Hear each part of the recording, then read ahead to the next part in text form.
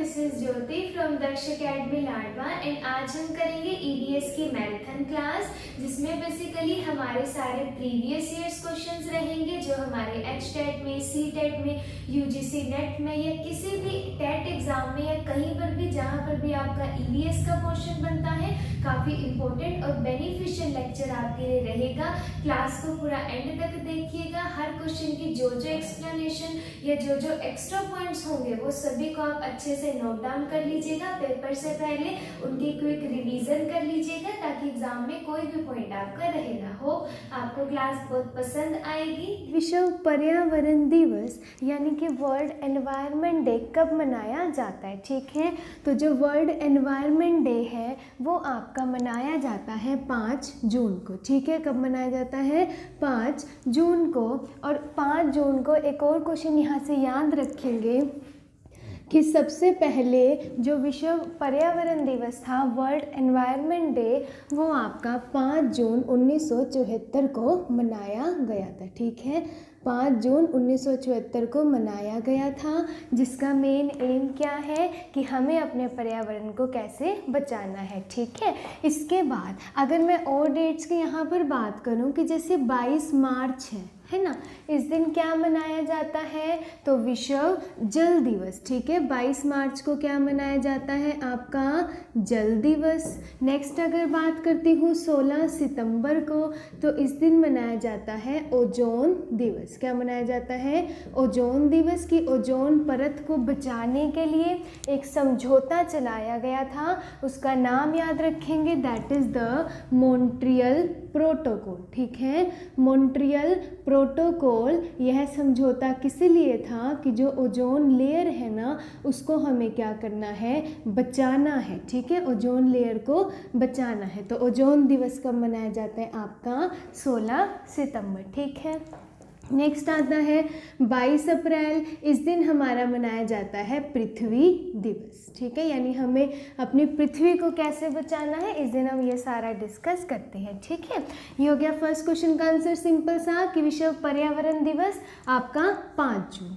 Next question आता है कि जो भी पत्तियां हैं, जो भी लीव्स होती हैं, उनका हरा रंग किसकी वजह से होता है?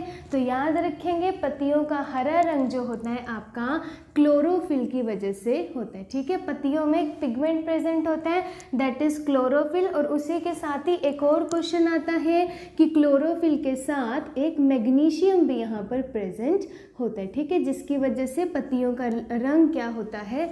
हरा होता है। नेक्स्ट हमने यहाँ पर एक ऑप्शन लिखा है कैरोटीनाइड। इसका क्या मतलब है? याद रखेंगे कि जो भी गाजर का लाल रंग होता है वह किसकी वजह से होता है? आपका कैरोटीनाइड। ठीक है, नेक्स्ट आता है लाइकोपीन की अगर मैं बात करूं तो यहाँ से याद रखेंगे कि जो भी टमाटर का लाल रंग होता है वह भी आपका किसकी वजह से होता है? लाइकोपीन। ठीक है, तो इस क्वेश्चन का आंसर याद रखेंगे पत्तियों का हरा रंग आपका क्लोरोफिल है ना। नेक्स्ट क्वेश्चन आता है कि जो कुनेन मेडिसिन है, कुनेन नामक दवा है, वो किस पौधे से प्राप्त की जाती है? ठीक है, तो जो कुनेन नामक दवा है वो हमारी सिनकोना पौधे से प्राप्त की जाती है। ठीक है, सिनकोना पौधे से। और इसका मेन काम क्या है? कुनेन नामक दवा यह आपका मलेरिया को ठीक करने में या मलेरिया के उपचार में क्या आती है? काम आती है। ठीक है, और आपको पता है कि जो मलेरिया है वो किसकी वजह से फैलता है? तो ये आपका एक प्रोटोजोआ रिलेटेड डिसीज़ है, यानी कि प्रोटोजोआ से ये फैलता है। और किस मच्छर या किस मक्खी से फैलता है? तो मादा एनाफिलीज, मादा एनाफिलीज मच्छर से यह होता है। ठीक है, चलिए इतना समझ में आ जाएगा, तो आंसर हो जाएगा सिनकोना पौधे से। नेक्स्ट क्वेश्चन आता है हमारा कि फारेनहाइट पैमाने पर पानी का जो क्वथनांक है उसका जो बॉइलिंग पॉइंट है वह कितना होता है ना। हमको सिंपल सा सेल्सियस में तो पता होता है कि ना 100 डिग्री सेल्सियस है, लेकिन क्वेश्चन इतना सिंपल नहीं आता। क्वेश्चन आपको पूछेगा कि फारेनहाइट पर कितना होगा, है ना। वैसे तो इसका आंसर सिंपल सा बन जाता है 212 फारेनहाइट, लेकिन फिर भी इसको एक छोटे से फॉर्मूला से हम डराइव कर सकते हैं। क्या फॉर्मूला बनता है देखिएगा, F-32 बाय 9 इक्वल टू आपका डिग्री सेल्सियस बाय में 5। ये आपको छोटा सा एक फॉर्मूला याद रखना है, डायरेक्ट क्वेश्चन भी आ जाता है। इससे देखिए हम ये जो है ना कैसे डिराइव करेंगे।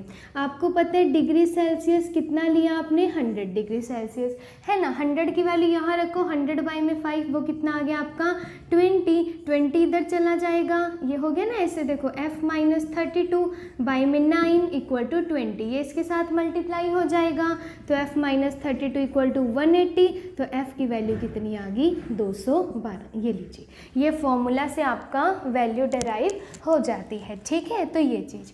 नेक्स्ट क्वेश्चन आता है कि किस विटामिन की कमी से खून का थक्का नहीं जमता, मतलब कि ब्लड क्लोटिंग नहीं होती, तो आपका आ जाएगा विटामिन के, ठीक है।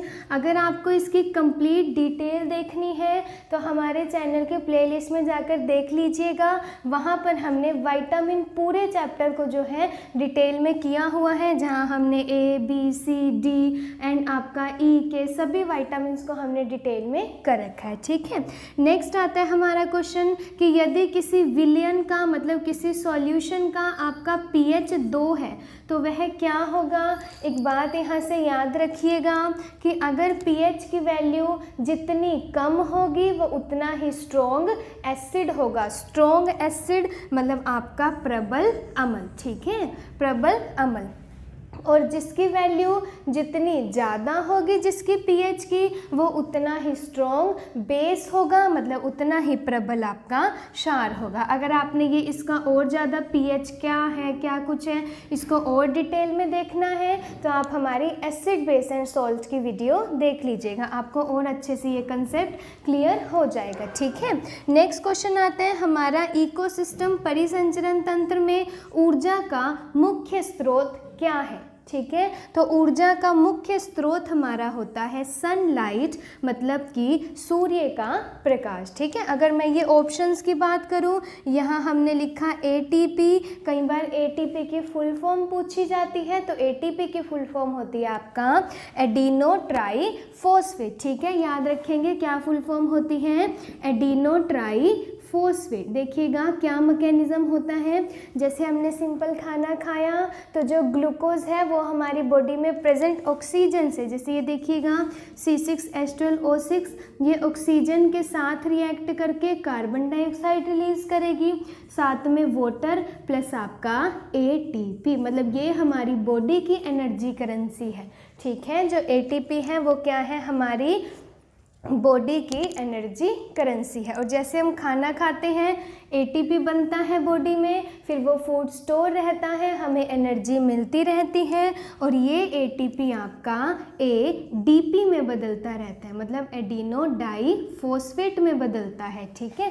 फिर से हम खाना खाते हैं तो ये ADP फिर से ATP में बदल जाता है, ठीक है। आई होप आपको ये छोटा सा मैकेनिज्म ATP का समझ में आ गया होगा, है ना। नेक्स्ट आपका DNA, इसकी एक तो फुल फॉर्म बहुत इंपॉर्टेंट है, डीऑक्सी राइबो न्यूक्लिक एसिड, ये याद रखेंगे। और इसका मेन काम क्या है कि आपकी पेरेंटल आइडेंटिफिकेशन करना या फिर कोई ना कोई क्रिमिनल इन्वेस्टिगेशन करना, कि जैसे कोई चोर है चोरी करके गया, कोई बाल या नेल टूट के गिर गया, तो उससे भी आप उसकी DNA पता लगा सकते हो। मेन है पेरेंटल आइडेंटिफिकेशन। यहाँ से ना एक क्वेश्चन और बनता है, क्या बनता है कि जो आपका फर्स्ट DNA सेंटर था वो कहाँ पर बनाया गया था, तो याद रखेंगे वो बनाया गया था हैदराबाद में, ठीक है। फर्स्ट DNA सेंटर कहाँ बनाया था, हैदराबाद में, ठीक है। नेक्स्ट आता है RNA, इसकी भी फुल फॉर्म इंपॉर्टेंट है, राइबो न्यूक्लिक एसिड। क्या हो जाती है, राइबो न्यूक्लिक एसिड। इसका मेन काम क्या है, प्रोटीन वगैरह को बॉडी में सिंथेसिस करना, ठीक है। चलिए, तो इस क्वेश्चन का क्या आंसर आ जाएगा, इकोसिस्टम में ऊर्जा का मुख्य स्रोत आपका सनलाइट, मतलब कि सूर्य का प्रकाश, ठीक है। नेक्स्ट आता है वेरी वेरी इंपॉर्टेंट क्वेश्चन कि ग्रीन मफलर का संबंध किससे है? तो याद रखेंगे, सिंपल सा क्वेश्चन आता है कि जो ग्रीन मफलर है उसका संबंध है आपका ध्वनि प्रदूषण मतलब कि नॉइस पॉल्यूशन से, ठीक है। नेक्स्ट आता है कि जो ध्वनि है, हमारा जो साउंड है, उसकी स्पीड सबसे ज़्यादा किस में होती है? तीन ऑप्शन है आपके पास। पहला लिखा वैक्यूम, निर्वात। वैक्यूम का मतलब है जहाँ ना कोई एयर है ना पानी है, जहाँ पर कुछ भी नहीं है, वैक्यूम। दूसरा आपका पानी, देन लकड़ी, देन वायु। तो जो ध्वनि है वो सबसे तेजी से आपका कहाँ पर चलती है? लकड़ी में, ठीक है। कहाँ चलती है? लकड़ी में। मतलब कि जब भी जो देखिएगा ध्वनि है ना, जब भी वो आपका किसी विरलन माध्यम मतलब कि आपका रेयरर मीडियम, जब भी वो रेयरर मीडियम से सघनन माध्यम में एंटर करती है ना, सघनन माध्यम मतलब कि डेंसर मीडियम में, तो जो उसकी स्पीड है ना वो बढ़ जाती है। स्पीड क्या होती है उसकी? बढ़ जाती है। तो ध्वनि सबसे ज़्यादा आपका लकड़ी में चलती है। लेकिन अगर मैं प्रकाश की बात करूँ ना, लाइट की, प्रकाश की अगर मैं बात करूं तो उसकी सबसे ज़्यादा स्पीड कहाँ होती है? आपकी निर्वात में, ठीक है। बाकी लाइट के बारे में और ज़्यादा आपको डिटेल में देखना है तो आप फिज़िक्स की लाइट टॉपिक में हमारे चैनल के प्लेलिस्ट में जाकर देख लीजिएगा, ठीक है। हमने हर एक टॉपिक की डिटेल्ड एक्सप्लेनेशन आपको वहाँ पर मिल जाएगी, है ना। नेक्स्ट क्वेश्चन आता है, ये लैंग्वेज बेस्ड भी बहुत सारे क्वेश्चन आते हैं कि जो कुडुख है वो आपकी कहाँ की भाषा है? तो याद रखेंगे, कुडुख आपका झारखंड की भाषा है, ठीक है। कुडुख कहाँ की भाषा है? आपका झारखंड, ठीक है। नेक्स्ट क्वेश्चन आता है कि जो ध्वनि प्रदूषण है, नॉइस पॉल्यूशन, उसको किस में मापा जाता है या किस में मेज़र किया जाता है? तो उससे पहले ऑप्शन एलिमिनेट करना सीखिएगा। जैसे न्यूटन है ना, तो न्यूटन को आप, न्यूटन मतलब किसकी यूनिट है? तो आपको पता है फोर्स की। बल की यूनिट क्या होती है आपका? न्यूटन। ऊर्जा या एनर्जी की यूनिट आपका क्या हो जाती है? जूल। टेम्परेचर यानी तापमान की यूनिट आपकी क्या होती है? सेल्सियस। और लास्ट बचा तो आपका साउंड को, पोल्यूशन को या नॉइस पोल्यूशन को मेज़र करने की यूनिट क्या हो जाएगी? डेसिबल। क्या हो जाती है? डेसिबल, ठीक है। Next very very important question कि फूलों की घाटी या फिर फ्लावर वैली कहाँ पर उपस्थित है? तो आपका आंसर आ जाएगा यूके यानी कि उत्तराखंड में, ठीक है। बहुत बार एग्जाम में रिपीटेड क्वेश्चन है। Next very very important question कि जो प्रोजेक्ट टाइगर है उसकी शुरुआत कब हुई? तो प्रोजेक्ट टाइगर की शुरुआत हुई थी आपका 1973 में। कब हुई? 1973 में, जहाँ पर जो था टाइगर्स वगैरह को बचाने के लिए पूरी एक समिति बनाई गई। तो प्रोजेक्ट टाइगर की शुरुआत आपका 1973, ठीक है। नेक्स्ट आता है आपका लास्ट क्वेश्चन कि कोणार्क मंदिर कहाँ पर है? कोणार्क मंदिर जो सूर्य भगवान का मंदिर है तो वो आपका कहाँ पर है? उड़ीसा में। कहाँ पर हो जाएगा?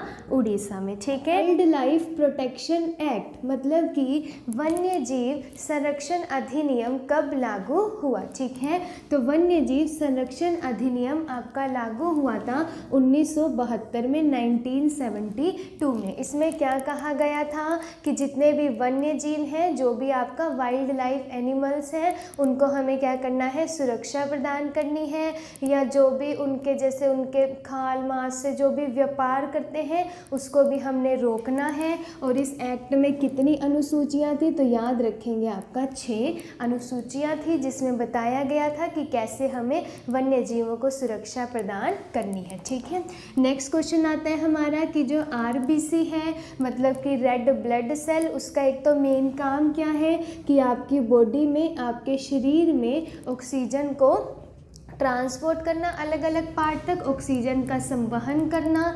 तो हमें ये बताना है कि वयस्कों में आरबीसी का जो निर्माण है वो कहाँ पर होता है। ठीक है, तो वयस्कों में आपके आरबीसी का निर्माण होता है अस्थि मज्जा में, या इसको मैं बोलूँ तो बोन मैरो में। ठीक है, कहाँ पर होता है? बोन मैरो में। ये बोन मैरो क्या है? जैसे ऐसे सिंपल हड्डी होती है तो उसके ऊपर जो भी आपका फ्लूइड सा मटेरियल या जो भी सॉफ्ट पार्ट होता है इसके बीच में ब्राउन ब्राउन से कलर का, उसको बोला जाता है बोन मैरो या फिर अस्थि मज्जा, है ना। यहाँ से ना एक और क्वेश्चन बनता है। ये तो हमने बात की है कि वयस्कों में कहाँ पर होगा। अगर मैं बात करूँ कि बच्चों में कहाँ पर होगा, तो बच्चों में आपके आरबीसी का निर्माण होता है, याद रखेंगे, आपका स्प्लीन या फिर प्लीहा में, ठीक है। कई जगह आपको लीवर भी लिखा मिल सकता है, लीवर या फिर आपका यकृत में, ठीक है। इसके बाद एक और क्वेश्चन यहाँ से बनता है, अगर मैं स्प्लीन की बात करूँ, प्लीहा की, तो यहाँ से ना हमारे एक डायरेक्ट क्वेश्चन आता है, स्प्लीन को क्या कहा जाता है, आपका blood bank, blood bank of the RBC, यानी आरबीसी का इसको ब्लड बैंक कहा जाता है, क्योंकि बॉडी को जितने ब्लड की ज़रूरत होती है वो आपका फ्लो होता रहता है डिफरेंट बॉडी पार्ट्स में, और बाकी का जो बच जाता है वो कहाँ पर स्टोर हो जाता है, आपका स्प्लीन में, इसीलिए उसको बोला जाता है blood bank of the RBC. एक और नाम से इसको जाना जाता है, स्प्लीन को कहा जाता है ग्रेवयार्ड ऑफ द आरबीसी, मतलब कि आरबीसी का कब्रिस्तान, ठीक है, आरबीसी का कब्रिस्तान, क्योंकि जो आरबीसी की डेथ होती है वो भी यहीं पर होती है आपका स्प्लीन में, ठीक है। तो स्प्लीन से 2-3 पॉइंट याद रखेंगे जब आपका जो रेड ब्लड सेल है वो बच्चों में होता है, ठीक है। एक और क्वेश्चन यहाँ से सीखिएगा, जो आरबीसी है इसका केमिकल नेम क्या होता है, तो आरबीसी का केमिकल नेम हो जाएगा आपका इरिथ्रोसाइट, ठीक है। क्या नेम हो जाता है, इरिथ्रोसाइट। इरिथ्रो का मतलब होता है रेड कलर और साइट का मतलब होता है सेल यानी कोशिकाओं का बनना, ठीक है। तो इरिथ्रोसाइट करके याद रखेंगे। एक और क्वेश्चन यहाँ से याद रख लीजिएगा आरबीसी से कि आरबीसी का जीवन काल 100 से 120 दिन, ठीक है। चलिए, आई थिंक आपको अभी ये क्वेश्चन क्लियर हो गया होगा, और आरबीसी से जितने भी पॉइंट्स लिखे हैं सारे पेपर में आए हुए पॉइंट्स हैं, सबको नोट कर लीजिएगा, ठीक है। चलिएगा, नेक्स्ट क्वेश्चन आते हैं हमारा वेरी वेरी इंपॉर्टेंट, कि जो चांगपा जनजाति है, सीटेट के लिए बहुत इंपॉर्टेंट क्वेश्चन है कि चांगपा जनजाति कहाँ पर पाई जाती है, ठीक है। तो आपकी चांगपा जनजाति कहाँ पर पाई जाती है, लद्दाख में। कहाँ पर पाई जाती है, लद्दाख, ठीक है।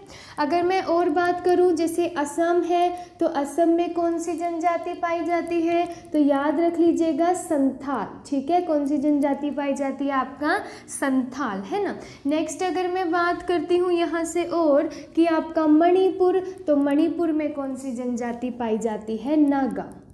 याद रखेंगे, मणिपुर में आपकी जनजाति नागा, असम में आपकी संथाल, और लद्दाख में कौन सी जनजाति आपकी पाई जाती है, चांगपा। और एक सिक्किम याद रखेंगे, तो सिक्किम में कौन सी जनजाति पाई जाती है, आपकी भूटिया, ठीक है। ये थोड़ा थोड़ा वेरी भी कर सकता है क्योंकि एक से ज़्यादा जनजाति भी होती है, लेकिन जो आपके पेपर में आएगा वो इसमें से बन जाएगा, ठीक है। नेक्स्ट क्वेश्चन आता है कि जो सूर्य का द्रव्यमान है, जो सन का पूरा वेट है, वो किसका बना हुआ होता है, इनमें से कौन सा ऑप्शन सही है, तो याद रखेंगे 0.97% ऑफ द ऑक्सीजन आपके सूर्य के द्रव्यमान में आता है, ठीक है। और सूर्य का द्रव्यमान किस किस से बना हुआ होता है, एक तो आपको पता है कल भी हमने ये सूर्य का क्वेश्चन डिस्कस किया था कि आपके पृथ्वी पर ऊर्जा का सबसे बड़ा स्रोत क्या है, सूर्य है, ठीक है। ये हमने कल पढ़ा था, है ना। अभी देखिएगा जो सूर्य का द्रव्यमान है और किस किस से बना होता है, तो याद रखेंगे 71% तो आपका क्या हो जाता है, हाइड्रोजन, ठीक है। आपका 26.5% क्या हो जाएगा यहाँ से, हीलियम। इसके बाद आपका 0.97% क्या हो जाता है, ऑक्सीजन। और बाकी का पॉइंट्स में जितना रेशो बचा वो क्या हो जाते हैं, हमारे अदर गैसेस, ठीक है जी। चलिए, इतना समझ में आ जाएगा कि आपके सूर्य का द्रव्यमान कितना होगा, है ना।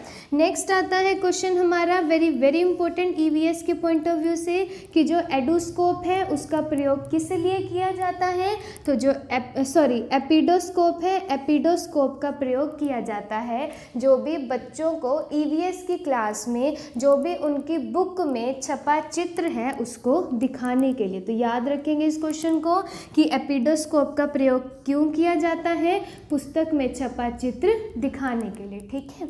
नेक्स्ट क्वेश्चन आता है वेरी वेरी इंपॉर्टेंट कि खाना बनाने में कौन सी बायोगैस प्रयुक्त होती है? तो आप याद रखेंगे CH4, या इसी को ही क्या कहा जाता है? मीथेन। इसको और नामों से जाना जाता है मीथेन को, इसी को कहा जाता है गोबर गैस, ठीक है, गोबर गैस।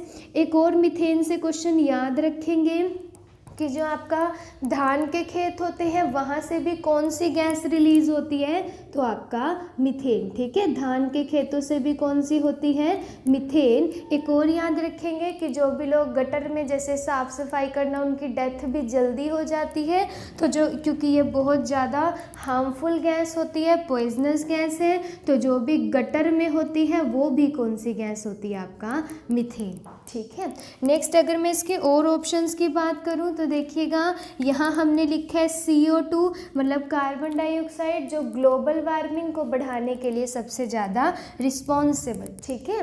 नेक्स्ट हमारा CO, मतलब कि आपका कार्बन मोनोऑक्साइड, ये क्या काम करती है? ये एक तो आपका वाहनों से निकला या फिर चिमनियों से निकला गंदा काला धुआं, कार्बन मोनोऑक्साइड, और ये पता है क्या काम करती है?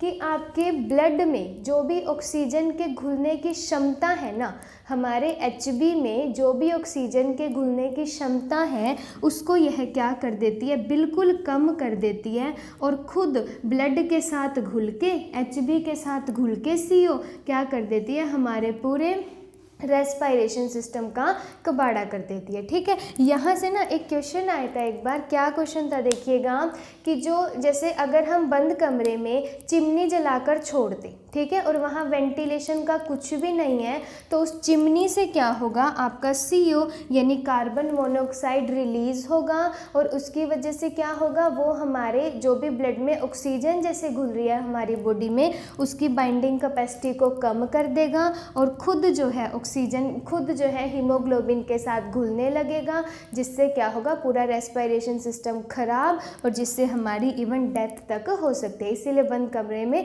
अंगीठी जलाकर नहीं सोना चाहिए, ठीक है। चलिएगा, नेक्स्ट क्वेश्चन आता है यहाँ से कि गणगौर का त्योहार कब मनाया जाता है? तो याद रखेंगे, एक तो जो गणगौर का त्योहार होता है वो कब मनाया जाता है? तो लगभग होली के 14 डेज के बाद, होली के 14 दिन के बाद। और ये कब मनाया जाता है? तो चैत्र शुक्ल तीज को। कब मनाया जाता है? चैत्र शुक्ल तीज को, ठीक है। तीज को वो संधारा वगैरह दे के आते हैं जैसे घरों में, है ना, तो वो सारा। इसके बाद नेक्स्ट आता है हमारा कि गोताखोर जो होते हैं, ठीक है, उनको सांस लेने के लिए वो इनमें से किस पेयर का यूज़ करते हैं, या इसको आप सिंपल कह सकते हैं कि हम किसकी बात कर रहे हैं? तो आर्टिफिशियल रेस्पिरेशन, ठीक है, यानी कि कृत्रिम श्वसन की बात कर रहे हैं। तो गोताखोर यहाँ पर किसका यूज़ करते हैं? तो याद रखेंगे आपका ऑक्सीजन के साथ क्या होगा? हीलियम, क्योंकि ये जो हीलियम होता है ना, हीलियम ये क्या काम करता है? हमने अभी अभी यहाँ पर पढ़ा था कि जो कार्बन मोनोऑक्साइड है ना, वो ब्लड में ऑक्सीजन को घुलने की कैपेसिटी को बिल्कुल कम कर देगा, है ना। लेकिन ये जो हीलियम होता है ना, ये ब्लड में ऑक्सीजन के घुलने की कैपेसिटी को क्या करता है? बढ़ा देता है। ब्लड में ऑक्सीजन के घुलने की कैपेसिटी को ये बढ़ा देता है, तो इसीलिए क्या ऑप्शन आ जाएगा हमारा? ऑक्सीजन एंड हीलियम, ठीक है। नेक्स्ट क्वेश्चन आता है हमारा कि वृक्ष की आयु को, मतलब कि ट्री की एज को अगर आपने बताना है कि ये ट्री जो है कितने साल पुराना है, तो उसे हम कैसे बता सकते हैं? तो याद रखेंगे कि जो भी जैसे ऐसे करके ट्री होता है ना, तो उसके ऊपर ऐसे ऐसे करके बनो, ऐसे, है ना। जितना ट्री पुराना होता जाएगा इस तरीके से उसके ऊपर क्या होते रहते हैं? रिंग्स आती रहती है। क्या आती रहती है? रिंग्स आती रहती है। तो हमारा आंसर आ जाएगा वार्षिक वल्लियों की संख्या को गिनकर, मतलब कि एनुअल रिंग्स के नंबर को गिनकर हम जो है वृक्ष की आयु का पता लगा सकते हैं। ना तो शाखाओं को गिनकर, ना वृक्ष की चौड़ाई देखकर, ना ही उस पर उपस्थित पत्तियां गिनकर। तो वार्षिक वल्लियों यानी एनुअल रिंग्स की संख्या संख्या को गिनकर हम जो है वृक्ष की आयु पता लगा सकते हैं। ठीक है, एक और यहाँ से क्वेश्चन याद रखेंगे कि जो वृक्ष है यानी कि जो हमारा ट्री है उसके स्टडी को क्या कहा जाता है, स्टडी ऑफ ट्री, या फिर वृक्षों के अध्ययन को क्या कहा जाता है, तो याद रखेंगे डेंड्रोलॉजी। ठीक है, क्या कहा जाता है, डेंड्रोलॉजी। चलिएगा, ठीक है। नेक्स्ट एंड लास्ट क्वेश्चन आता है हमारा कि पर्यावरण शिक्षा से क्या अभिप्राय है, यानी कि जो एनवायरमेंटल एजुकेशन है उससे क्या मतलब है। तो ऑप्शन एलिमिनेट करना सीखिएगा ऐसे क्वेश्चन के लिए। ठीक है, पहला है देखिएगा, विद्यार्थियों पर बोझ डालकर उनको बिजी कर देना, व्यस्त करना। तो ये तो कहीं की नहीं बात बनी, जहाँ भी ये बोझ डालकर या बच्चे को प्रेशराइज करना, वो ऑप्शन तो आपने हमेशा एलिमिनेट करना है, हमेशा गलत करना है। ठीक है, तो बोझ नहीं डालना, विद्यार्थियों को पर्यावरण का ज्ञान देना, इसके अलावा विद्यार्थियों का मनोरंजन करना नहीं, हमें उनको पढ़ाना है अच्छे से, उन्हें अच्छी शिक्षा देनी है, हमें उन्हें एंजॉय थोड़ा ना कराना है, तो मनोरंजन भी नहीं। नेक्स्ट है देखिएगा कि पर्यावरण को दूषित होने से बचाना। अभी एक बात है कि अगर हम बच्चों को पर्यावरण का ज्ञान देंगे, उनको बताएंगे कि हमें अपने पर्यावरण को गंदा नहीं करना, खाली ज्ञान देने से काम नहीं चलेगा, उन्हें साथ में ये भी बताना है कि हमें पर्यावरण को बचाना कैसे है।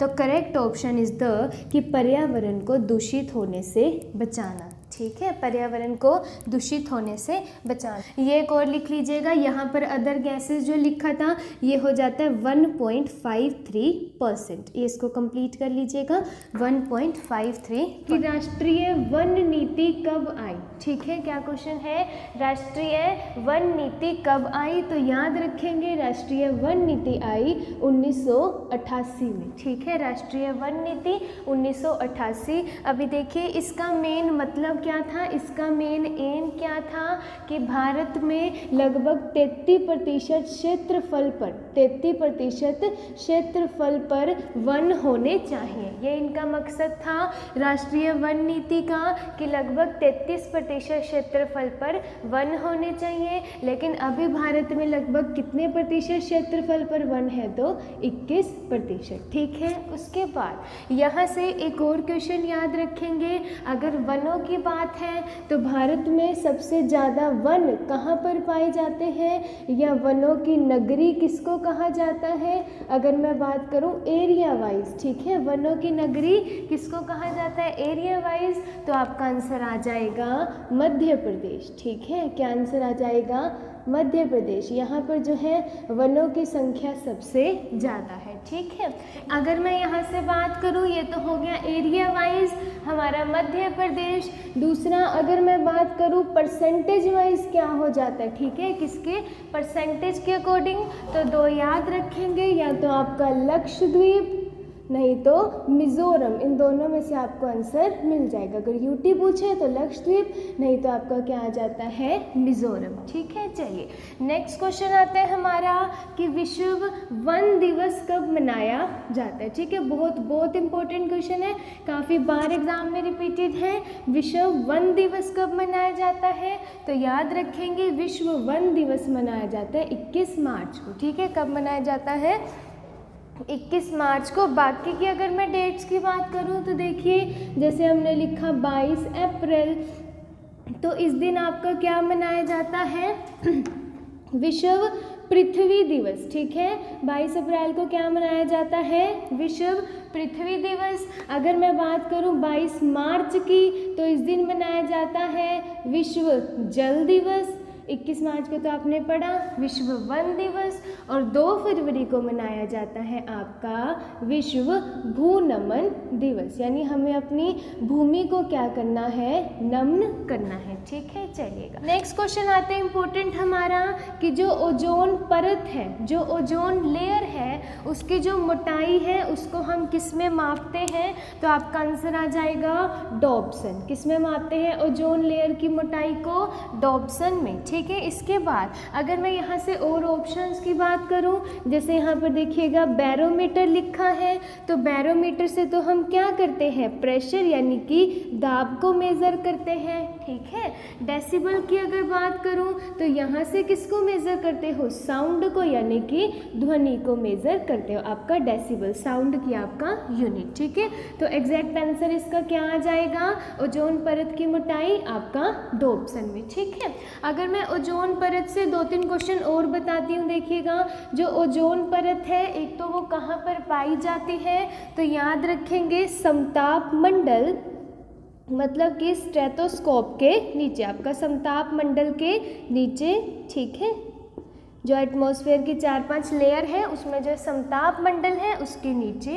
और ओजोन परत से याद रखेंगे कि ओजोन परत को बचाने के लिए एक समझौता चलाया गया था, क्या नाम था उस समझौते का, तो मॉन्ट्रियल प्रोटोकॉल, ठीक है, ये याद रखेंगे। मॉन्ट्रियल प्रोटोकॉल समझौता किससे रिलेटेड है, आपका ओजोन परत को बचाने से, और कब चलाया गया था, तो 1987 में, ये भी याद रखेंगे 1987 में। और एक और क्वेश्चन यहाँ से याद रखेंगे कि ओजोन दिवस कब मनाया जाता है, तो आपको पता है 16 सितंबर, ठीक है। ओजोन दिवस कब मनाया जाता है, आपका 16 सितंबर, ठीक है। चलिए, जो जैसे फ्रिज से निकलने वाली गैस हो गई, क्लोरोफ्लोरोकार्बन, ठीक है, तो उन सब से क्या होता है, जो ओजोन परत की लेयर है अंटार्कटिका के ऊपर, उसमें क्या होता जा रहा है, होल होता जा रहा है, वो बहुत ज़्यादा पतली होती जा रही है, ठीक है। तो उसकी मोटाई को मापने के लिए क्या यूज़ किया जाता है, डॉप्स, क्लियर है। नेक्स्ट क्वेश्चन आता है हमारा कि अम्ल वर्षा एसिड रेन का क्या कारण है, इनमें से कौन सा पेयर है जो अम्ल वर्षा का कारण बनेगा, ठीक है। एक तो पहले सीखिएगा कि अम्ल वर्षा होती क्या है ना। अम्ल वर्षा का मतलब क्या है, देखिए जो भी चिमनियों से निकलने वाला गंदा धुआं है ना, जैसे चिमनियों से निकलेगा आपका सल्फर डाइऑक्साइड, आपका नाइट्रस ऑक्साइड, तो ये जब वाटर के साथ मिलेगा ना, जल के साथ मिलेगा, तो ये क्या करता है, एसिड रेन का, अम्ल वर्षा का कारण बनता है। जैसे अगर मैं बात करूँ कि जो भी औद्योगिक नगरी है, जैसे यूपी, आपका यूपी में चमड़ा उद्योग है, चीनी उद्योग है, आगरा साइड, तो वहाँ पर क्या होता है, बहुत ज़्यादा अमाउंट में एसिड रेन यानी अम्ल वर्षा होती है, जिससे क्या होता है, जैसे आपने देखा होगा जो ताजमहल है उसका जो संगमरमर का पत्थर था उसका कलर बिल्कुल क्या हो गया, पेल येलो सा कलर हो गया है।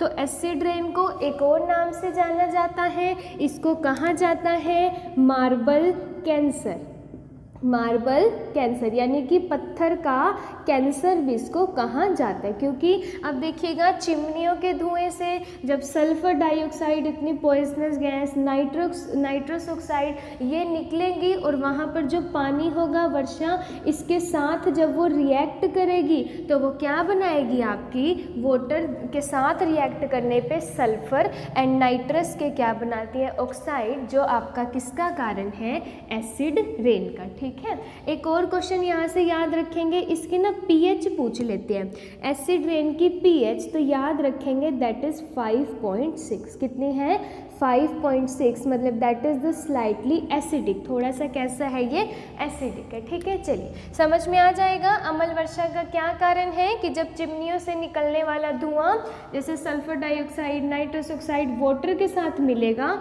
तो वो अम्ल वर्षा का कारण बनेगा। और जहाँ औद्योगिक नगरी है, जैसे आपका दिल्ली साइड, यूपी साइड, जहाँ चिमनियों से गंदा धुआं निकलेगा वहाँ पर एसिड रेन होने का खतरा ज़्यादा है, ठीक है। चलिए कि tiger man of India, tiger man of India ये किसको कहा जाता है, तो नाम याद रखेंगे कैलाश सांथाल, किसको कहा जाता है, कैलाश सांथाल, ठीक है। चलिए तो next question very very important कि एनजीटी की स्थापना कब की गई, तो एनजीटी, एक तो एनजीटी के फुल फॉर्म याद रखेंगे, बेहद इंपॉर्टेंट है।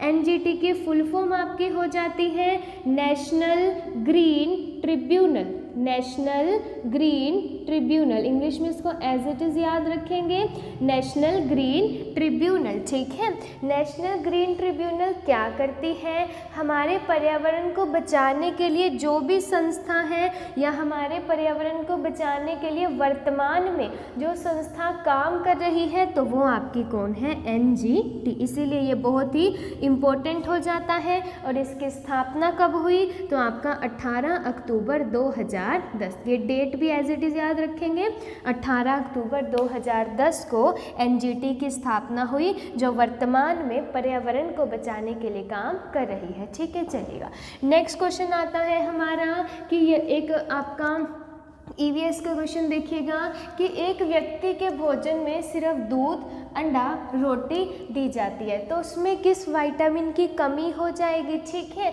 तो याद रखेंगे उसमें आपका विटामिन C की कमी हो जाएगी। ठीक है, क्योंकि उसका जो फूड है उसमें कोई भी खट्टा फल फ्रूट या सिट्रस फ्रूट नहीं है, जिसकी वजह से विटामिन C की कमी हो जाएगी। ठीक है, बाकी हमने विटामिन की पूरी वीडियो डिटेल में बना रखी है, पूरा चैप्टर बना रखे हैं, आप वहाँ से इसको देख लीजिएगा। ठीक है, बाकी देखिएगा जैसे विटामिन C है, अगर उसकी कमी हो जाती है तो वहाँ से व्यक्ति को स्कर्वी रोग भी हो जाता है। ठीक है, चलिए अगर विटामिन A की कमी होती है तो उससे रतौंधी रोग हो जाएगा यानी आई रिलेटेड डिसीज। अगर B की कमी होती है तो बेरी मतलब भूख कम लगना, चक्कर आना या मांसपेशियों संबंधी बीमारी। और विटामिन D से क्या हो जाता है आपका रिकेट्स, जिससे चलने फिरने में क्या होती है दिक्कत, रिकेट्स छोटे बच्चों में और ऑस्टोमलेशिया वगैरह बड़ों में। ठीक है, जिसमें हड्डियां क्या होती हैं, मुड़ जाती हैं। ठीक है, तो correct answer is the vitamin C। तो हमारी डाइट में सिट्रस फ्रूट्स का या एक आंवला भी खा लें तो वो भी काफ़ी ज़्यादा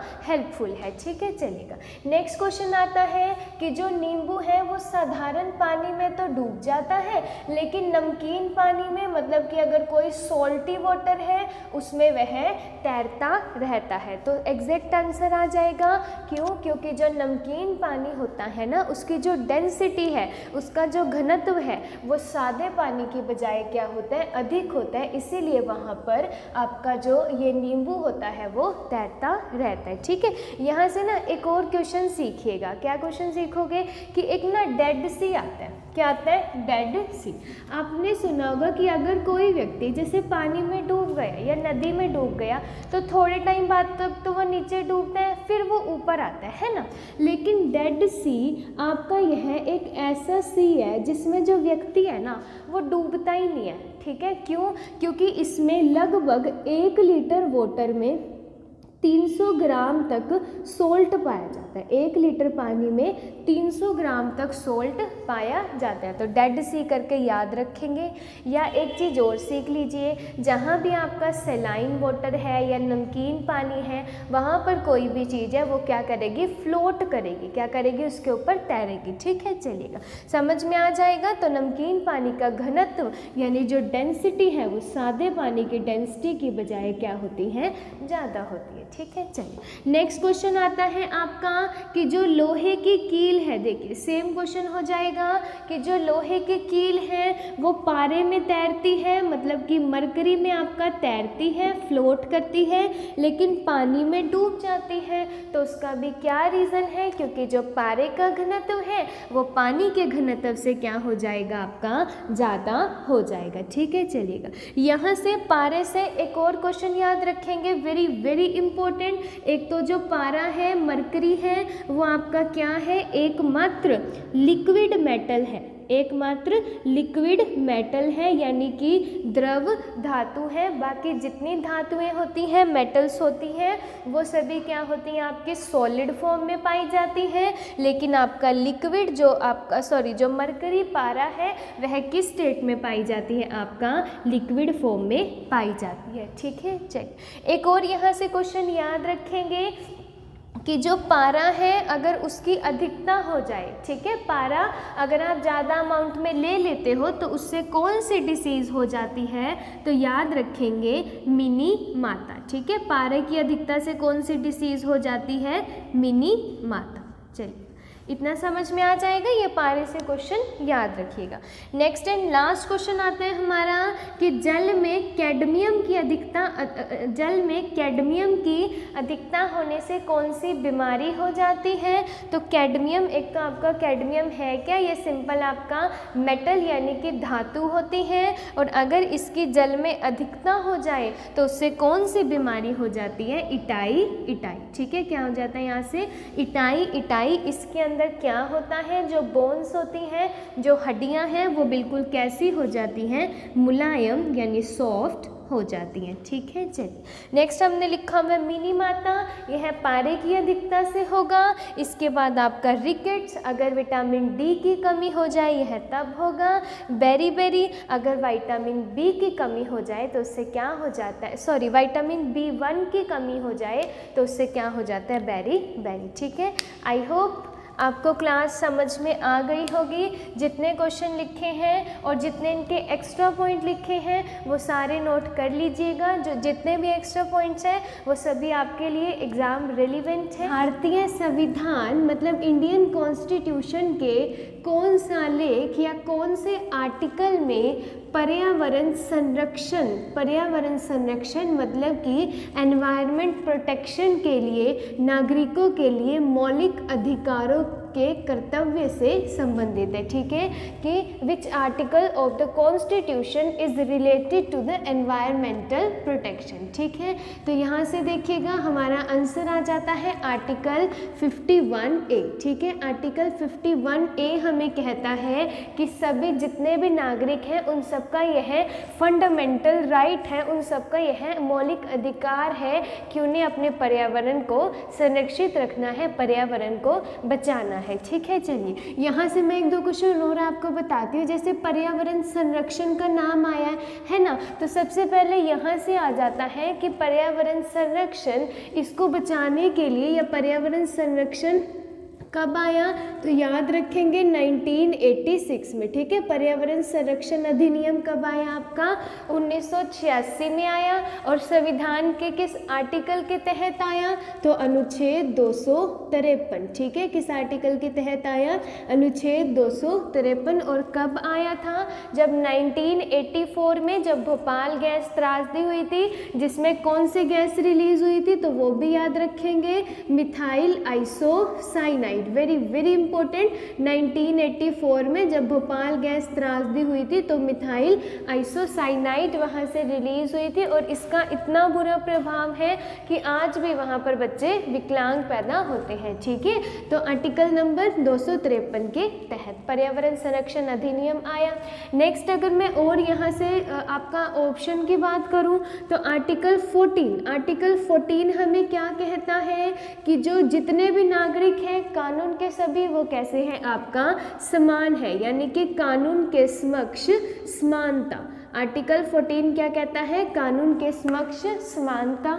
आर्टिकल 16 हमको क्या कहता है कि सरकारी नौकरियों में सबको क्या मिलेगा, समान अवसर। ठीक है, सरकारी नौकरी में समान अवसर। नेक्स्ट आर्टिकल 17 हमें क्या कहता है, एबोलिशन ऑफ द अनटचेबिलिटी, यानी कि छुआछूत को हमें क्या करना है, एबोलिशन करना है, इसको हटाना है। ठीक है, and our answer is the article 51A, जो हमें क्या कहता है कि पर्यावरण संरक्षण हमें करना है। ठीक है, चलिएगा नेक्स्ट क्वेश्चन आता है कि निम्न में से कौन सी पराबैंगनी किरणें या जो यूवी रेज हैं, अल्ट्रावायलेट रेज हैं हमारी, वो सबसे अधिक खतरनाक है। ठीक है, तो यहाँ से याद रखेंगे इसको, कौन सी रेज है, एक तो जो सूर्य से आने वाली हानिकारक पराबैंगनी किरणें हैं, जिसको जो ओजोन लेयर है वह क्या करती है, वही बचा लेती है सूर्य से आने वाली। लेकिन अगर मान लीजिए यह ओजोन लेयर ना हो तो इससे डायरेक्ट सूर्य की किरणें पृथ्वी पर आएंगी, जिससे किसका खतरा हो सकता है, स्किन कैंसर का। ठीक है, यानी स्किन से रिलेटेड जो भी डिसीज है उसका खतरा इससे हो सकता है। तो कौन सी पराबैंगनी किरणें आती हैं सूर्य की तरफ से, तो याद रखेंगे अल्ट्रावायलेट ए यानी UVA, लगभग 99% यही किरणें आती हैं। ठीक है, 99%, वेरी वेरी इंपॉर्टेंट क्वेश्चन। कि कौन सी पराबैंगनी किरणें हैं, तो याद रखेंगे अल्ट्रावायलेट ए। और आपको पता है कि जो ओजोन परत है वो क्यों खराब होती जा रही है, तो CFC के प्रयोग के कारण। CFC क्या है आपका, क्लोरोफ्लोरोकार्बन। क्या है, क्लोरोफ्लोरोकार्बन, जो फ्रिज या फिर AC से निकलने वाली जो गैस है। ठीक है, चलिएगा नेक्स्ट क्वेश्चन आता है हमारा कि भूकंप की तीव्रता मतलब कि इंटेंसिटी, भूकंप की इंटेंसिटी को रिकॉर्ड करने के लिए कौन सा उपकरण इंपॉर्टेंट है। ठीक है, वेरी वेरी इंपॉर्टेंट क्वेश्चन। बच्चे अक्सर सिस्मोग्राफ और रिक्टर स्केल में क्या हो जाते हैं, कंफ्यूज हो जाते हैं। तो ये देखिए, अगर मैं कार्डियोग्राफी की बात करूं तो इससे तो आपको डायरेक्ट याद रखना है कि यह तो हमारा किससे संबंधित है, हृदय से। यह तो किससे संबंधित है, हार्ट से। जैसे ऐसे करके वो देखा होगा आपने टीवी में, ऐसे ऐसे करके वो चलती है ना, लाइंस वेव्स वगैरह चलती हैं, तो ये। और यहाँ से एक और चीज़ याद रखेंगे कि हार्ट में कौन सा करंट फ्लो होता है, तो आ जाएगा आपका AC यानी कि ऑल्टरनेट करंट। ठीक है, कौन सा करंट होता है, ऑल्टरनेट करंट। लेकिन कई बार चलते चलते लाइन ऐसी हो जाती है, मतलब काम खत्म, तो वहाँ पे कौन सा करंट फ्लो करता है, DC करंट, मतलब कि डायरेक्ट करंट। ठीक है, चलिएगा। तो हमारा क्वेश्चन था कि भूकंप की तीव्रता को, इंटेंसिटी को रिकॉर्ड करने के लिए कौन सा उपकरण होगा। तो यहाँ से देखिएगा, अगर मैं इन दो ऑप्शन की बात करूं तो हमारा आंसर होगा रिक्टर स्केल। क्या आंसर हो जाएगा, रिक्टर स्केल। ठीक है, तो सिस्मोग्राफ का क्या रोल है वो भी सीखिएगा कि जो भूकंप है जब वो आएगा, मतलब जो भूकंप है ना उसको मेजर करने के लिए, अर्थक्वेक को बताने के लिए, तो क्या यूज होगा, सिस्मोग्राफ। लेकिन वो भूकंप कितनी तीव्रता से आया है या उसका मैग्नीट्यूड कितना है, तो उसको बताने के लिए किसका यूज होगा, आपका रिक्टर स्केल का। ठीक है, समझ आ गया होगा। सिस्मोग्राफ बताएगा सिंपल कि भूकंप आ रहा है, अर्थ के ग्राउंड में कोई ना कोई मोशन हो रही है, अर्थक्वेक आ रहा है। और रिक्टर स्केल क्या बताएगा कि कितनी तीव्रता से आ रहा है। और कार्डियोग्राफी आपका रिलेटेड है हार्ट से। ठीक है, चलिए नेक्स्ट क्वेश्चन आते हैं, वेरी वेरी इंपॉर्टेंट, कि प्याज, आलू ये किसके उदाहरण हैं, तना के, पुष्प के, फल के या फिर बीज के। तो याद रखेंगे किसके उदाहरण है ये, तना के। ठीक है, यहाँ से ना प्याज आलू की जगह दो तीन और चीज़ें पूछ सकते हैं। तो यहाँ से ना एक छोटी सी ट्रिक याद कर लीजिएगा, जो किसके उदाहरण है, आपके तना के उदाहरण है। यहाँ से एक ट्रिक याद कर लीजिएगा, हद कर दी आपने। ठीक है, हद कर दी आपने। यहाँ से ह से याद रखेंगे हल्दी, क्या आ जाएगा, ह से हल्दी। क से याद रखेंगे केसर, क से हो जाएगा केसर।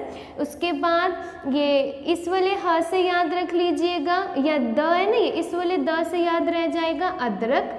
ये आ से आलू और प से हो जाएगा प्याज। तो ये 4-5 है जो किससे पाए जाते हैं, आपका तना से पाए जाते हैं, प्याज, आलू, अदरक, केसर और हल्दी। ठीक है, चलिए next very very important question आता है कि कौन सा लवण या कौन सा जो सॉल्ट है वो महासागरों में अधिकतम मात्रा में पाया जाता है ना।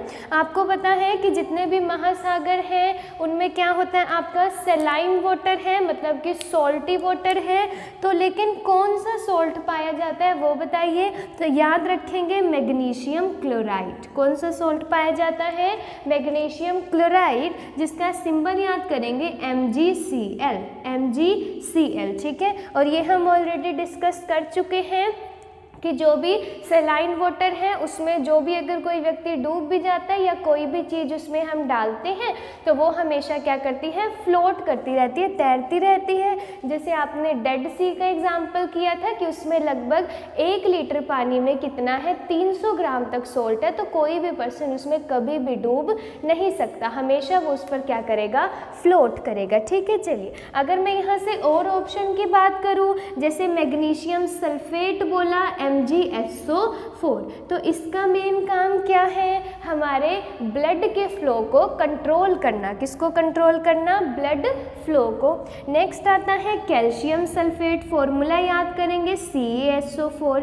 इसका मेन काम क्या है, या इसका मेन नेम एक और याद रखेंगे, प्लास्टर ऑफ पेरिस। ठीक है, जिससे ये वो होती है आपकी दीवारें वगैरह वो हम करते हैं ना, तो प्लास्टर ऑफ पेरिस। और एक ये लास्ट याद रखेंगे सोडियम क्लोराइड मतलब NaCl जो हमारा क्या है टेबल सॉल्ट है, ठीक है, क्या है टेबल सॉल्ट। चलिए इतना समझ में आ जाएगा। तो correct answer is the magnesium chloride जो आपका महासागरों में पाया जाता है। नेक्स्ट क्वेश्चन आता है कि इन वायु प्रदूषकों में से कौन रक्त धारा को दुष्प्रभावित करके मौत उत्पन्न करता है, ठीक है। तो देखिएगा कि आपका ब्लड के साथ जो ब्लड के साथ मिक्स होकर क्या करेगा, नुकसान पहुंचाएगा, मौत का कारण भी बन सकता है। तो कौन सा प्रदूषक है, पहले तो ऑप्शन एलिमिनेट करना सीखिएगा। अगर मैं बात करती हूँ हीलियम की, तो जो हीलियम है ना वो तो ऑक्सीजन के साथ घुलकर हमारे, अगर वो बॉडी में ऑक्सीजन के साथ घुलता है तो वो ऑक्सीजन के बाइंड होने की कैपेसिटी को हीमोग्लोबिन के साथ और भी बढ़ा देता है, ठीक है। तो इसीलिए जो भी आर्टिफिशियल रेस्पिरेशन है ना, मतलब कि कृत्रिम श्वसन वगैरह, उसमें हीलियम का ही प्रयोग किया जाता है। तो ये ऑप्शन तो बिल्कुल भी नहीं हो सकता है ना। अगर मैं कैडमियम की बात करूं तो यहाँ से आपको ये याद रखना है कि ये एक तरीके से मेटल है, लेकिन अगर इसकी जल में अधिकता वगैरह हो जाती है तो उससे एक बीमारी होती है जिसको कहा जाता है इटाई। कौन सी डिसीज होती है, इटाई, जिसमें क्या होता है, हड्डियां बहुत ज़्यादा मुलायम हो जाती है, ठीक है। नेक्स्ट आता है आपका लेड पीबी, ये भी एक तरीके से वायु प्रदूषक है जो आपका कार बैटरीज वगैरह में पाया जाएगा। दूसरा हमारा करेक्ट ऑप्शन हो जाएगा कार्बन मोनोऑक्साइड।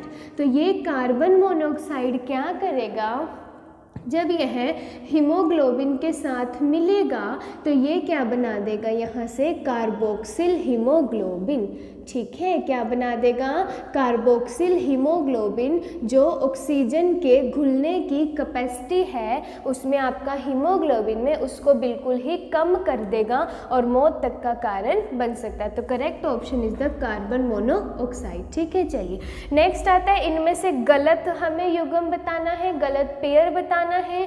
अगर मैं बात करूं विटामिन B12 की, तो ये हमें किससे मिलता है, यस कोबाल्ट से, बिल्कुल सही है। और इसका केमिकल नेम भी याद रखेंगे, कोबालामिन, क्या हो जाएगा, कोबालामिन। नेक्स्ट अगर मैं हीमोग्लोबिन की बात करूं Hb की, तो ये हमें मिलेगा लोहा यानी आयरन, तो ये भी सही है।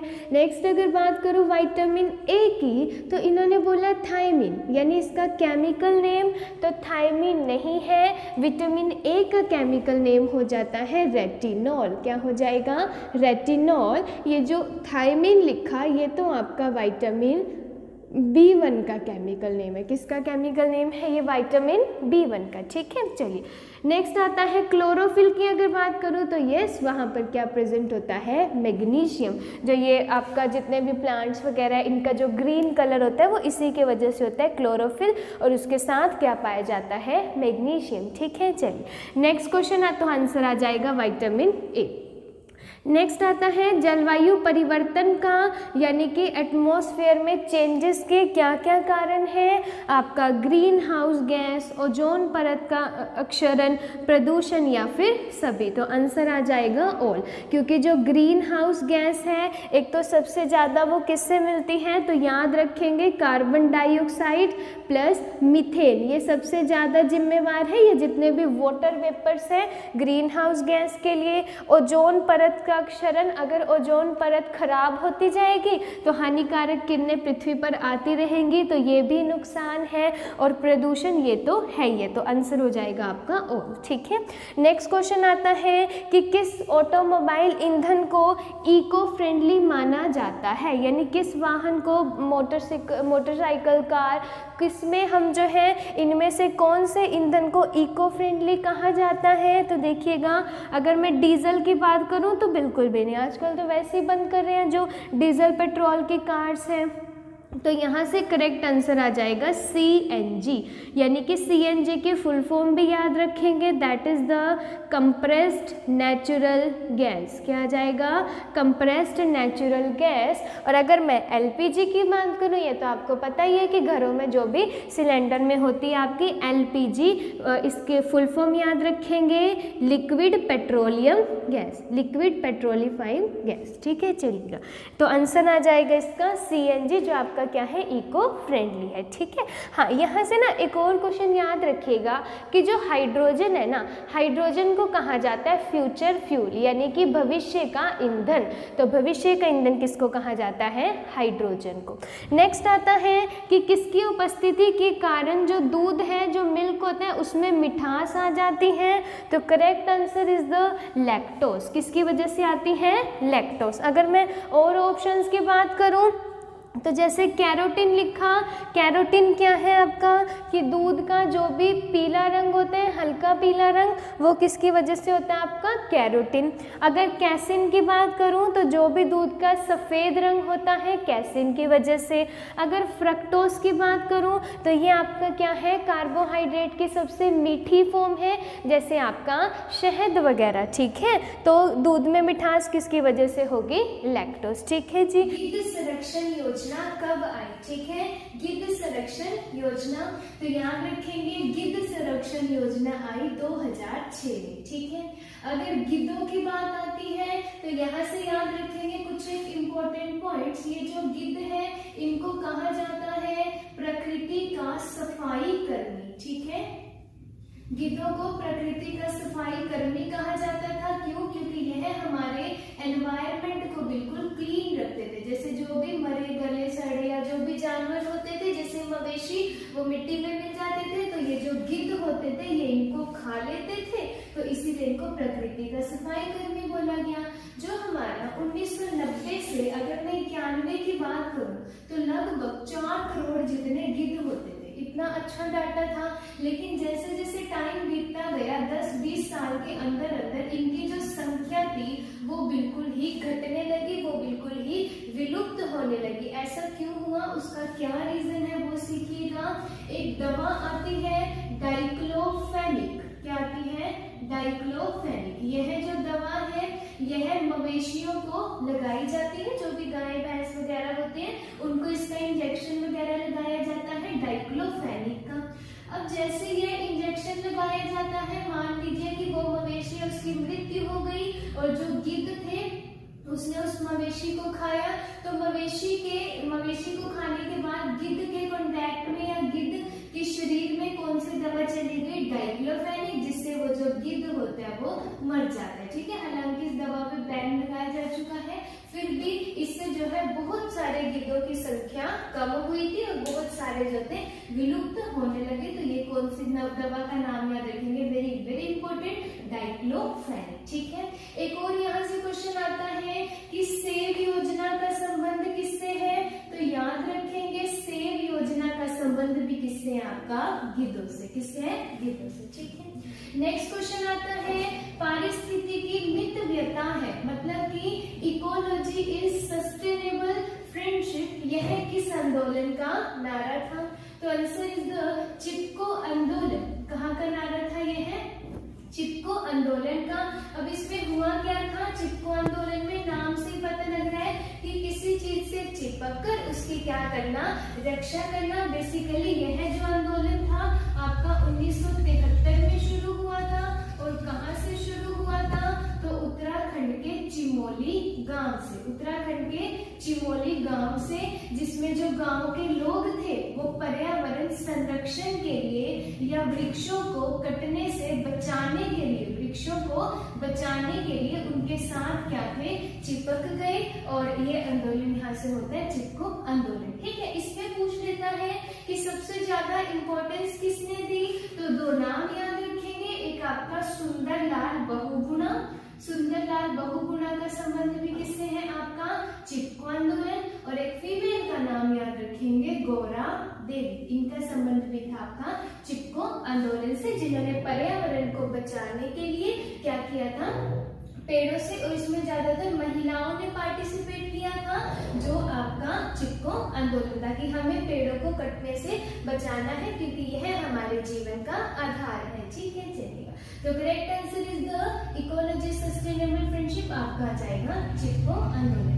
Next question is the Mithila लोक चित्रकला का संबंध किससे है, तो मिथिला लोक चित्रकला का संबंध है आपका मधुबनी से। किससे है, मधुबनी। मधुबनी क्या है, आपकी एक बहुत ही सुंदर और एक फेमस पेंटिंग होती है जिसका संबंध वेरी वेरी इंपॉर्टेंट किस राज्य से है, तो आपका आ जाएगा बिहार राज्य से। ठीक है, किससे है इस पेंटिंग का संबंध?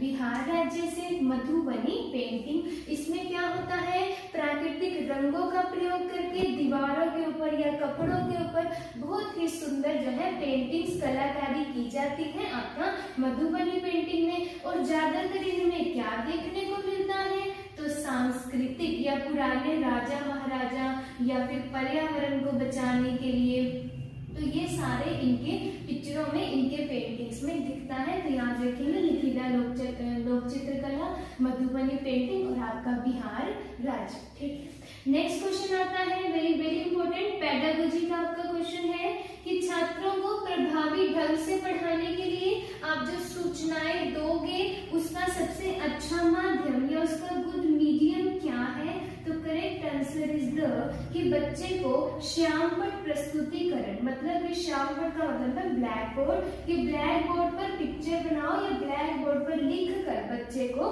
सिखाओ, जिससे क्या होगा उसके माइंड पर वो एकदम से टीचर के साथ भी इंटरेक्ट होगा और काफी अच्छा इंप्रेशन पड़ेगा और लॉन्ग टर्म तक वो चीजों को सीख जाएगा। ठीक है, चलिए नेक्स्ट क्वेश्चन आता है वेरी वेरी इंपॉर्टेंट, कि कई बार एग्जाम में पूछा है कि किसी वस्तु का प्रतिबिंब, मतलब कि किसी ऑब्जेक्ट की जो इमेज है वो मनुष्य की आंख में कहाँ पर बनती है, तो याद रखेंगे कहाँ पर बनती है, आपका रेटिना पर। कहाँ पर बनती है?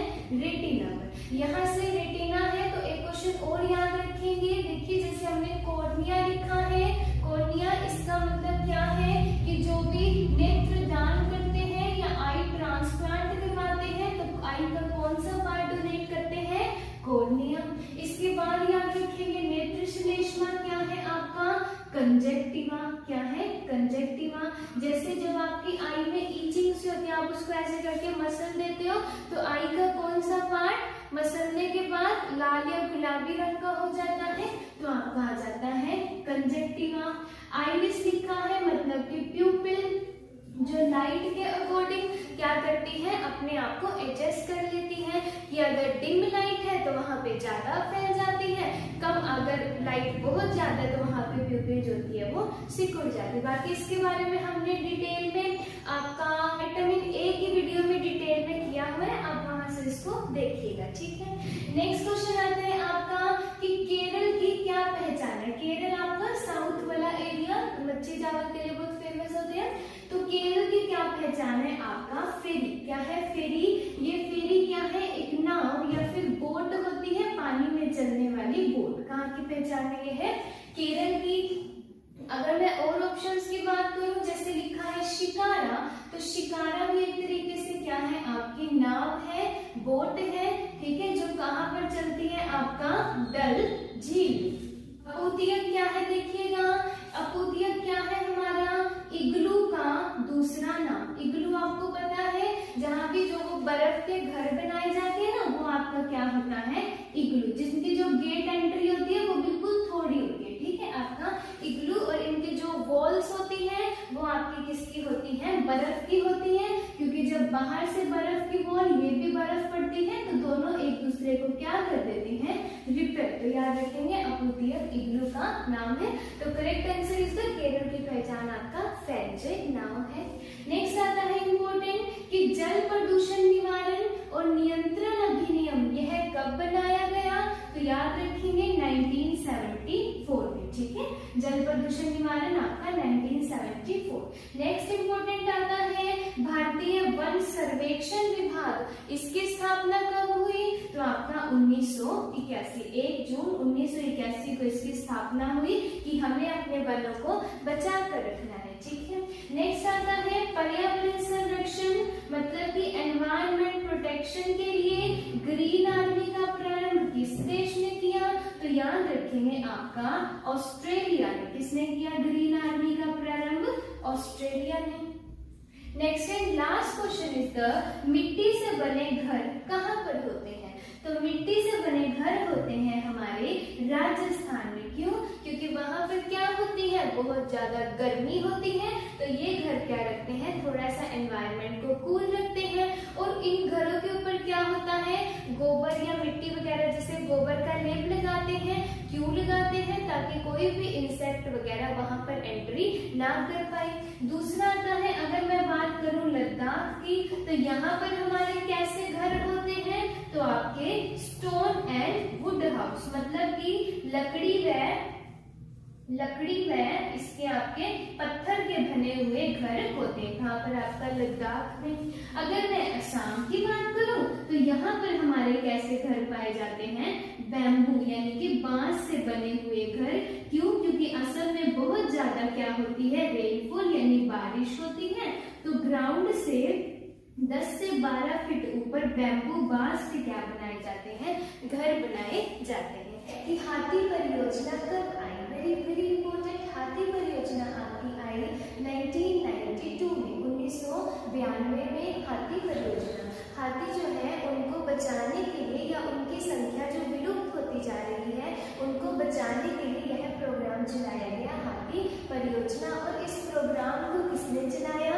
तो एक संस्था का नाम याद रखेंगे, साइट्स। क्या नाम याद रखेंगे? साइट्स। ये क्या है? एक तो इसकी फुल फॉर्म इंपॉर्टेंट बन जाती है, the conventional in trade off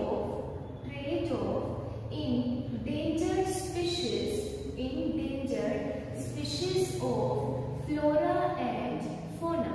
मतलब कि जो भी विलुप्त हुई जातियां या फिर प्रजातियां हैं उनको बचाने के लिए, या संकटग्रस्त जो भी जातियां हैं, जो भी जीव हैं, उनको बचाने के लिए जो संस्था काम कर रही है आपका साइट्स। एक और याद रखेंगे, इसकी स्थापना कब हुई? तो आपका 1973 में इसकी स्थापना हुई। ठीक है। इसके बाद इन्होंने हाथियों को बचाने के लिए कौन सा प्रोग्राम चलाया? एक और नाम याद रखेंगे, हाथी मेरा साथी। ठीक है, हाथी मेरा साथी, हाथियों को बचाने के लिए प्रोग्राम। और वर्तमान में कितने कॉरिडोर हैं इसके याद रखेंगे? तो आपका 50। ठीक है जी, चलिए नेक्स्ट क्वेश्चन आता है कि रेगिस्तान का ओक का पेड़ कहाँ पर पाया जाता है? तो correct answer is the Australia. कहाँ पर पाया जाता है? ऑस्ट्रेलिया में। और इस ओक के ट्री की क्या खास बात है ये याद रखेंगे। इस पेड़ की जो जड़ें होती है ना, वह आपका इस पेड़ की जो ब्रांचेस हैं, जो शाखाएं हैं, जो रूट्स है ना, वह आपका ग्राउंड वाटर तक यानी कि जमीन के पानी तक फैली रहती है। तो जो इस पेड़ का ट्रंक है, इस पेड़ का जो तना होता है ना, उसमें हम क्या कर सकते हैं? वाटर को स्टोर करके रख सकते हैं। इसके ट्रंक में क्या होता है? वाटर स्टोर रहता है। और जब भी इमरजेंसी में वाटर की जरूरत होती है तो यहाँ पर पाइप वगैरह डाल के जो है वाटर को निकाल लिया जाता है। ठीक है। नेक्स्ट क्वेश्चन आता है कि वाटर में, पानी में क्लोरोफॉर्म की अधिकता क्या दर्शाती है?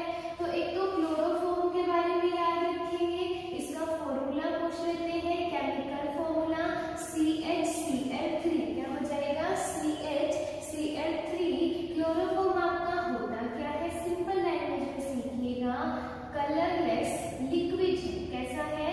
कलरलेस लिक्विड है, जिसमें एक फ्रेग्रेंस होती है, एक खुशबू होती है। लेकिन जैसे ही आप इस फ्रेग्रेंस को लेते हो, आप क्या हो जाते हो? बेहोश हो जाते हो। ठीक है। तो क्लोरोफॉर्म का मेन काम क्या है कि व्यक्ति जैसे ही उसकी स्मेल लेगा वो क्या हो जाएगा? बेहोश हो जाएगा। तो पानी में इनमें से कौन से कचरे के द्वारा क्लोरोफॉर्म की मात्रा ज्यादा आती है वो सीखेंगे। तो याद रखेंगे, जो मानव निर्मित कचरा है उसमें क्या होती है? क्लोरोफॉर्म की अधिकता ज्यादा होती है। ठीक है। नेक्स्ट क्वेश्चन इज द अंतरराष्ट्रीय पृथ्वी दिवस कब मनाया जाता है? तो यह आपका मनाया जाता है 22 अप्रैल। कब मनाया जाता है? 22 अप्रैल को।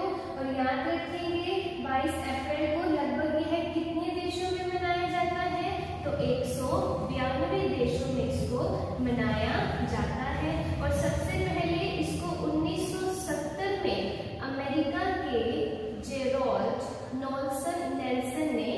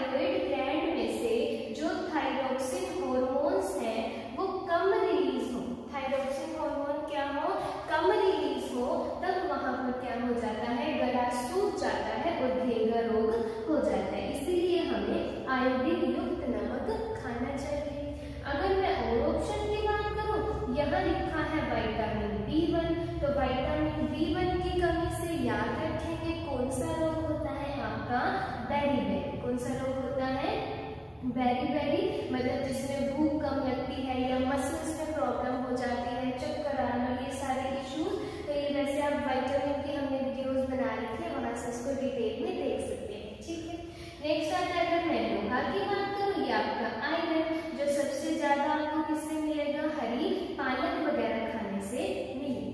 ठीक है, इसके बाद यहाँ तक समझ में आ जाएगा। नेक्स्ट क्वेश्चन आता है वेरी वेरी इंपॉर्टेंट कि किसी भी जल में BO D की अधिकता क्या संकेत करती है। एक तो यहाँ से ये सीखिएगा कि BO D का मतलब क्या है। तो BO D होता है हमारा बायो केमिकली ऑक्सीजन डिमांड। ठीक है, फुल फॉर्म क्या हो जाएगी इसकी, बायो केमिकली ऑक्सीजन डिमांड। ठीक है, मतलब कि किसी भी जल में, एक जल लीजिएगा, उसको 5 दिन तक सेम टेम्परेचर पर रखिएगा। ठीक है, उसमें जो ऑक्सीजन की मात्रा होगी वह एक नॉर्मल वाटर में 5 मिलीग्राम प्रति लीटर होगी जिसकी ऑक्सीजन की मात्रा। लेकिन जो दूषित जल होगा, अगर BO D की अधिकता है इसमें 25 से लेके 30 तक या 20 से लेके 30 तक मिलीग्राम प्रति लीटर अगर ऑक्सीजन होती है, तो BO D की अधिकता ये दर्शाती है सीवेज से प्रदूषित जो भी कचरा है, जो भी मानव के द्वारा सीवेज से प्रदूषित जल है, उसमें आपके BO D की मात्रा क्या होती है, बहुत ही ज्यादा हो जाती है। ठीक है, जो ये गोबर वगैरह से या घास फूस से या पत्तियों से, इनसे भी क्या हो जाती है, ये BO D की मात्रा ज्यादा। और नॉर्मल वाटर में पूछे तो वो कितनी होती है, 5 मिलीग्राम प्रति लीटर। ठीक है, नेक्स्ट क्वेश्चन आता है कि वायुमंडल के तापमान को, टेम्परेचर को बढ़ाने के लिए इनमें से कौन सी गैस उत्तरदायी है। तो correct answer is the CO2, मतलब कि कार्बन डाइऑक्साइड। कार्बन डाइऑक्साइड क्या है, किसी भी वायुमंडल में तापमान को, टेम्परेचर को बढ़ाने के लिए क्या है, रिस्पॉन्सिबल है। जो आपका ग्रीन हाउस इफेक्ट वगैरह होता है ना, कि आप पेड़ कटते जा रहे हैं तो वो जो पेड़ है वो एब्जॉर्ब नहीं कर पाते CO2 को, जिससे क्या है वो टेम्परेचर को बहुत ज्यादा बढ़ा देता है, ग्लेशियर पिघलने लगते हैं, जैसे आपका ग्लोबल वार्मिंग वगैरह। ठीक है, अगर मैं और ऑप्शन की बात करूं, जैसे यहाँ पर हाइड्रोजन लिखा है, तो हाइड्रोजन से क्वेश्चन याद रखिएगा, इसको कहा जाता है भविष्य का ईंधन या फिर आपका फ्यूचर फ्यूल। ठीक है, हाइड्रोजन को क्या कहा जाता है, फ्यूचर फ्यूल या फिर भविष्य का ईंधन, जो आपका एक ज्वलनशील गैस है। अगर मैं हीलियम की बात करूं तो याद रखिएगा ये बिल्कुल हल्की फुल्की सी गैस होती है। कैसी होती है, ये है हल्की होती है, नोबल गैसेस की कैटेगरी में आती है, मतलब कि नोबल गैसेस होती है जो किसी से भी रिएक्ट वगैरह नहीं करती। हीलियम से याद रखेंगे हल्की गैस है, तो जो भी गुब्बारे वगैरह में भरी जाती है वो एकदम से उड़ जाते हैं। गुब्बारों में भी कौन सी गैस होती है, आपकी हीलियम होती है। एक और क्वेश्चन हीलियम से याद रखेंगे कि हीलियम जो है वह आर्टिफिशियल रेस्पिरेशन, मतलब कि कृत्रिम श्वसन में क्या करती है, हेल्प करती है। किसमें हेल्प करती है, आपका कृत्रिम श्वसन में, मतलब कि हीलियम जो है वह बॉडी में ऑक्सीजन के साथ घुलकर इसकी जो बाइंडिंग कैपेसिटी है उसको क्या करती है, बढ़ा देती है। मतलब कि ऑक्सीजन की हीमोग्लोबिन के साथ घुलने की कैपेसिटी को क्या करती है, बढ़ा देती है। इसीलिए आर्टिफिशियल रेस्पिरेशन में भी हीलियम का प्रयोग होता है। नेक्स्ट अगर मैं CH4 मतलब कि मीथेन की बात करूं तो इससे आपको याद रखना है, इसी को क्या कहा जाता है, आपका गोबर गैस कहा जाता है। ठीक है, या फिर जितने भी जो भी गटर होते हैं जैसे उनमें भी क्या होती है, मीथेन पाई जाती है। काफी ज्यादा ये हमारी पॉइजनस गैस होती है। ठीक है, और जितने भी जैसे धान के खेत होते हैं वहां से भी कौन सी गैस रिलीज होती है, तो आपकी मीथेन। ठीक है, तो करेक्ट आंसर इज द वायुमंडल के तापमान को बढ़ाने के लिए आपका हो जाएगा कार्बन डाइऑक्साइड। नेक्स्ट क्वेश्चन आता है इजी सा कि ऊंट के पैर लंबे क्यों होते हैं, क्यों होते हैं, ताकि उनका जो शरीर है ना वो रेत की गर्मी से दूर रह सके। ठीक है, उनका शरीर रेत की गर्मी से दूर रह सके। और ऊंट से एक और क्वेश्चन याद रख लीजिएगा कि जो ऊंट है उसको कहा जाता है रेगिस्तान का जहाज।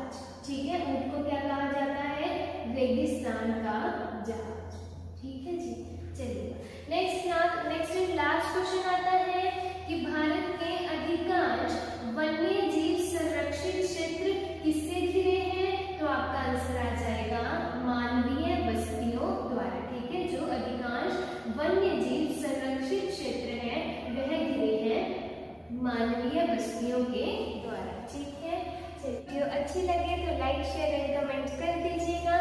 चैनल पर नए हैं तो चैनल को सब्सक्राइब करना मत भूलिएगा एंड बेल आइकन को प्रेस कर दीजिएगा ताकि सभी वीडियोस की नोटिफिकेशन आपको टाइम टू टाइम मिलती रहे। Thank you, thanks for the watching.